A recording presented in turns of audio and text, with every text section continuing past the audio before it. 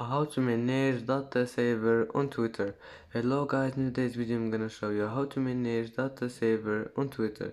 First go to Twitter and then go here and now click this one, settings and privacy, and then click here, accessibility, display and languages, and then click this one, data usage,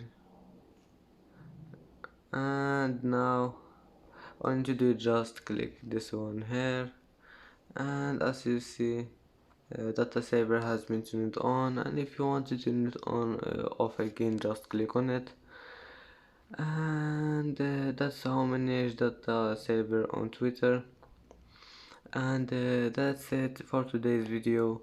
If you like this video, don't forget like and subscribe, and see you in the next video.